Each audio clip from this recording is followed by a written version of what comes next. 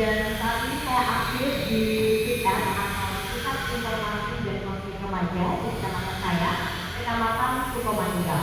Di sana saya sekali melakukan sosialisasi.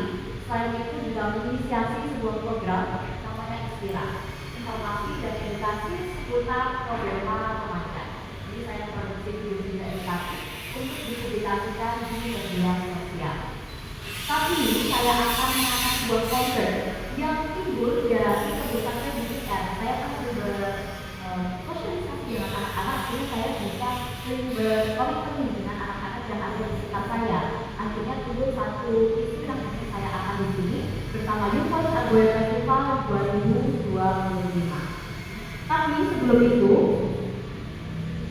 saya ingin bertanya kepada teman-teman yang ada hadirin yang hadir pada pagi hari ini. Saya bertanya, pertanyaannya adalah sering dan tidak sering. Mungkin jika tidak terlalu sering, bisa tidak terlalu angan-angan. Jika kadang-kadang bisa angan-angan setengah, jika memang sering sekali bisa angan-angan lebih.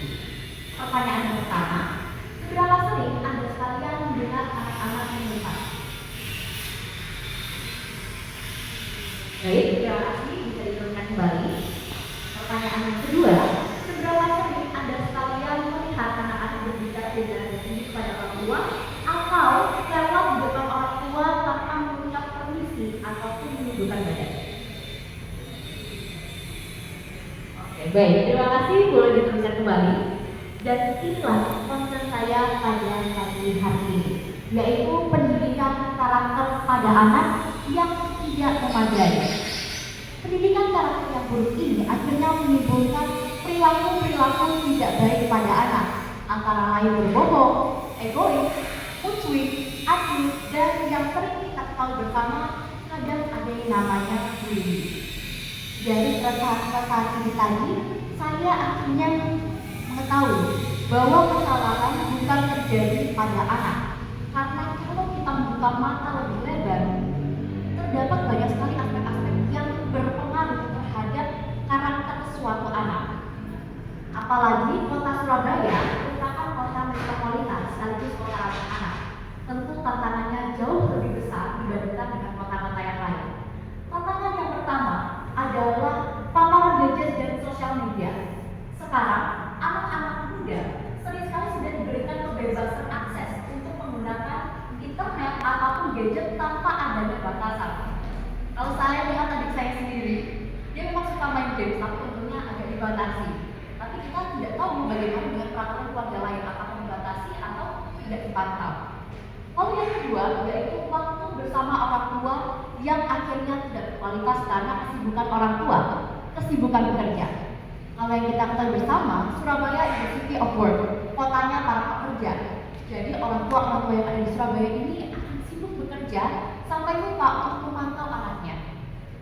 Dan yang ketiga, persaingan akademik yang ketat. Kita tahu kemarin SPMB, ada yang ikut SPMB. Gimana, apakah persaingannya sangat ketat?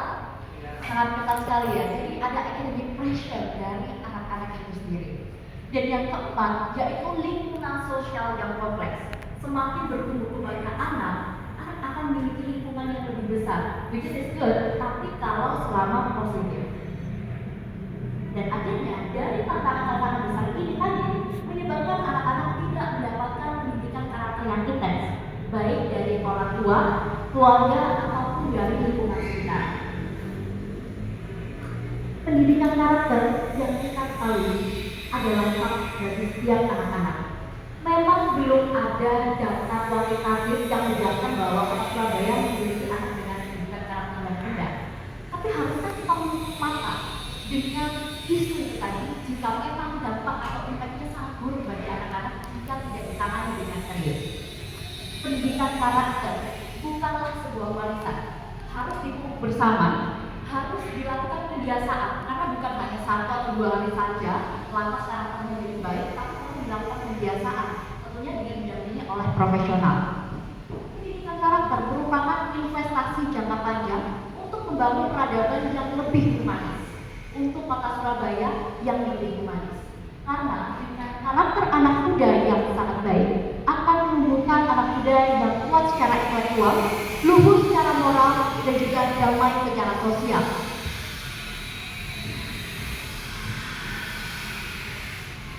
Jadi pula, dasar hukum untuk hak anak mendapatkan pendidikan karakter juga sudah ada. Yang pertama yaitu Konvensi Hak Anak PBB 1989. Yang kedua, Undang-Undang Republik Indonesia Nomor 23 Tahun 2002 tentang Perlindungan Anak Pasal 48 dan 49. Dan yang ketiga, Undang-Undang Nomor 20 Tahun 2003 tentang Sistem Pendidikan Nasional. Dan saya rasa dari 3 poin ini tadi sudah cukup menjelaskan bahwa memang hak anak perlu untuk diaplikasikan di tiap-tiap kota yang ada di Indonesia, khususnya Surabaya, sebagai kota ramah anak. Tapi saya hadir di sini bukan hanya untuk mengkritik, bukan hanya untuk mengeluh apa saja yang saya rasakan dan mendengar kata-kata umpatan yang ini ada yang berlindung di balik kata ini kan Surabaya. Umpatan itu sebagai bagian dari standar harapan. Itu tidak salah sih sebetulnya, tergantung dari pribadinya masing-masing. Tapi bagaimana jika terbawa ke lingkup formal? Di sini saya hadir bersama dengan Kelapa, kelas pendidikan karakter anak. Kelapa adalah sebuah ruang belajar sopan santun, etika, karakter, dan juga adab yang dikemas secara ceria dan menyenangkan. Dan ada secara online dan juga offline. Dari online sendiri, anak akan diberikan video edukatif yang interaktif yang berbasis untuk mengajarkan sopan santun, etika, dan adab. Sedangkan yang offline akan lebih berfokus kepada permainan bersama dan juga sosialisasi yang tentunya akan didampingi oleh pihak profesional. Dari kegiatan-kegiatan itu tadi, sebelum kita akan melaksanakan kegiatan dari Kelapa, kita akan melakukan konsultasi terlebih dahulu pada pihak profesional, karena memang pihak profesional lah yang mengetahui bagaimana cara kita membimbing karakter dengan baik dan benar. Tapi dari setiap kegiatan-kegiatan yang ada di Kelapa akan diusahakan untuk memberikan kegiatan yang aplikatif untuk bisa dilakukan di keseharian anak-anak, sehingga ketika anak-anak pulang dari kegiatan Kelapa langsung bisa mempraktikkan pendidikan karakter yang baru saja didapatkan. Dengan karakter yang baik, Surabaya akan menjadi salah satu kota untuk menghasilkan sumber daya manusia yang tinggi. Selain itu berkarakter, berintegritas. Dari karakter yang baik di masa depan akan tumbuh pemimpin-pemimpin yang jujur, bertanggung jawab, yang terhindar dari perilaku-perilaku buruk seperti korupsi, acuh, dan juga arogan. Dari Surabaya hebat akan tumbuh Indonesia Emas 2045. Dan semuanya kita mulai dari Kelapa. Terima kasih. Wassalamualaikum warahmatullahi wabarakatuh. Waalaikumsalam warahmatullahi wabarakatuh. Masih ada waktu? Apa sudah cukupkan, Kak? Sudah cukup. Sudah cukup, baik. Dilanjut dengan pertanyaan dari Dewan Juri. Oke, halo selamat pagi Neta. Halo Kak, Ini bisa dibilang Netanya adalah salah satu pemuda yang aku berlawan beberapa organisasi.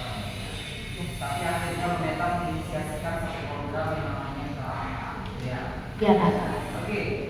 Secara penjelasan tapi mungkin ada satu pertanyaan yang mungkin harus bisa dipertanggungjawabkan karena program ini kan kalau nantinya mereka menjadi seorang inspirator harus diinisiasikan dalam kerjasamakan bahkan akan diperlihatkan oleh nah pendidikan karakter sejauh mana dan apa sih yang membuat mereka itu akhirnya melatar belakangi pendidikan karakter ini menjadi sebuah program.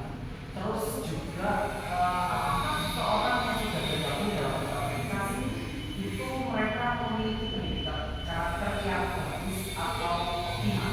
Karena mengingat ada beberapa part mungkin anak-anak yang join organisasi itu menganggap dirinya identitas mereka itu bahwasanya mereka sudah memiliki pendidikan karakter yang oke ketika dia sudah bergabung di organisasi tertentu.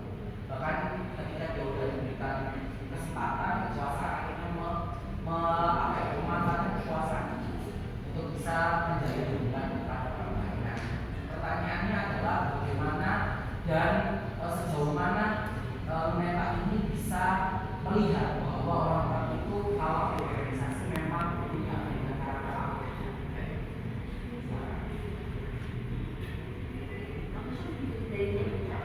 Oke, jadi pertanyaannya saya ulangi, seberapa jauh saya bisa melihat seseorang bisa memiliki pendidikan karakter yang baik jika sudah tergabung dalam organisasi? Menurut saya itu adalah dari organisasi Kak harus memiliki tanggung jawab yang besar. dan dari Kelapa ini bisa membantu setiap orang atau setiap anak-anak yang ingin menjadi pemimpin atau ingin menjadi anggota atau kepengurusan di suatu organisasi bisa dimulai dari Kelapa Kak untuk mendirikan pendidikan karakter yang lebih baik, karena karakter sendiri sangat luas cakupannya dan termasuk dari integritas seseorang itu sendiri. Terima kasih.